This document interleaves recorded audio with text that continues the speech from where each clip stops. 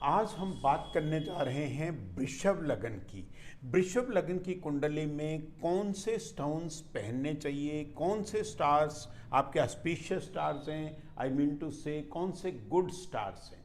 वृषभ लगन का मतलब क्या है कि शुक्र लगन का मालिक है। जो कुंडली 2 नंबर से शुरू हो रही है उसका मतलब ये वृषभ लगन की कुंडली है। हम राशि की बात नहीं कर रहे, राशि कोई भी हो सकती है। राशि वृषभ लगन की कुंडली में उसकी वृषभ राशि भी हो सकती है, मिथुन भी, कर्क भी, सिंह भी, कोई भी वृश्चिक, कोई भी राशि हो सकती है। उससे हमें राशि का हम वर्णन नहीं कर रहे, क्योंकि ज्योतिष में राशि का कोई बहुत ज़्यादा महत्व नहीं है। सिर्फ नामकरण से होता है या साढ़े साती से होता है।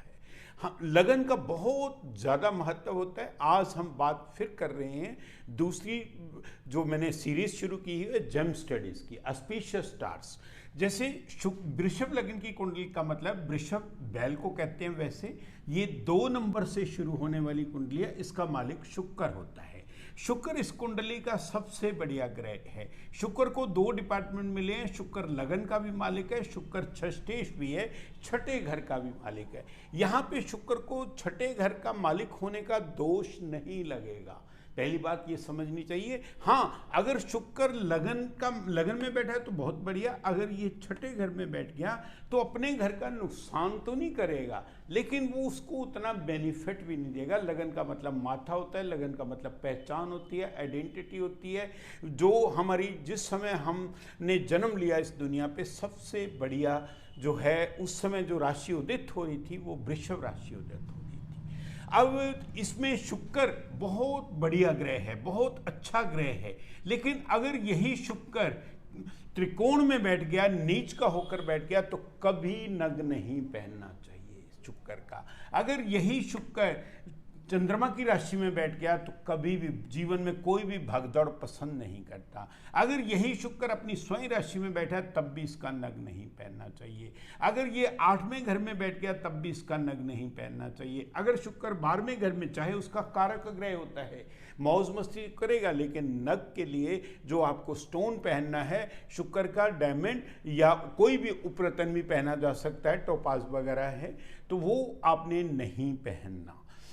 उसके बाद में इसका योग कारक ग्रह बुध है। बुध को 2 बहुत बढ़िया डिपार्टमेंट दे रखे हैं, धन का भी मालिक है, बुद्धि का भी मालिक है, और पेट का भी, बच्चों का भी हमारे बहुत बढ़िया डिपार्टमेंट है। लेकिन इसकी प्लेसमेंट पे डिपेंड करता है हमें नग पहनने के लिए। जब भी हमें कोई रिकमेंड करता है, ये सब में जो ज्योतिष सीखने वाले हैं या ज्योतिष के को में इंटरेस्ट रखने वाले हैं, तो उनके लिए ये वीडियोस मैं बना रहा हूं, ताकि ये बुध जो है पूर्ण रूप से आपको फलित सिद्ध हो।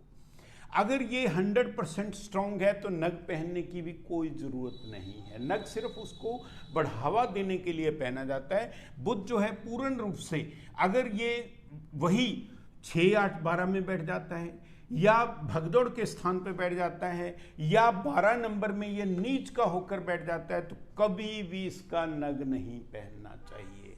उसके बाद में बुध इस कुंडली का योग कारक ग्रह है। अगर अच्छी जगह पे बैठा है, पावरफुल है, तो इसका नग पहना जा सकता है, प्रोवाइडेड आपकी स्ट्रेंथ कैसी है।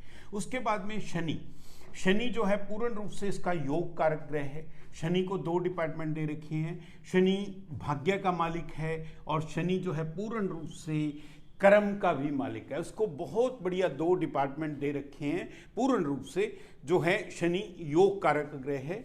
योग कारक ग्रह होने के साथ साथ पूर्ण रूप से शनि का नग भी आप पहन सकते हो वृषभ लगन की कुंडली में, भाग्य को उदय करने के लिए, कर्म को उदय। लेकिन यही शनि अगर नीच का होकर बैठ जाता है तो कभी इसका नग नहीं पहनना। यही शनि 6, 8 में बैठ जाता है या तृतीय भाव में बैठ जाता है तो कभी इसका नग नहीं पहनना। अब हमने क्या जाना है, बृहस्पति का कभी भी वृषभ लगन में कुंडली में नग नहीं पहनना। बृहस्पति इस कुंडली का नेगेटिव ग्रह है। विपरीत ग्रह है, क्योंकि राजा जो है वो शुक्र है। बृहस्पति का कभी भी इसमें नग नहीं पहनना, चंद्रमा का कभी भी नग नहीं पहनना इस कुंडली में। वृषभ लगन की कुंडली में चंद्रमा को भगदौड़ का स्थान है।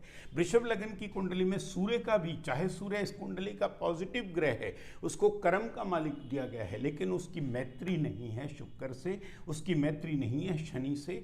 इसी तरह से मंगल जो है इस कुंडली का मार्केश है, मौत तुल्य कष्ट देने वाला ग्रह है। कभी भी वृषभ लगन की कुंडली में मंगल का कभी नग नहीं पहनना चाहिए, मूंगा कभी नहीं पहनना चाहिए, चाहे वो उच्च का होकर बैठा है, पावरफुल होकर बैठा है। सिंह चाहे सूर्य अपनी उच्च राशि में बैठा है, चाहे वो किसी भी नीच का तो कभी पहनना ही नहीं चाहिए। उसके बाद में ये इनका दान पुण्य आपको जरूर करना चाहिए। सूर्य का दान, मंगल का दान, चंद्रमा का दान इस कुंडली के लिए अति लाभकारी है।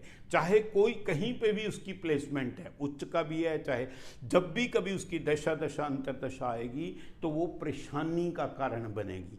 तो हमेशा सूर्य का, चंद्रमा का, मंगल का वृषभ लगन की कुंडली में पूर्ण रूप से दान करना चाहिए। अगर यही शुक्र, बुध और शनि अच्छे हैं, पावरफुल हैं, तो इनका दान वैसे अवॉइड करना चाहिए, क्योंकि वो हमने कमज़ोर करेंगे, वो वीक करेंगे। जो ग्रह हमारे नेगेटिव हैं उनका ही दान पुण्य करना चाहिए।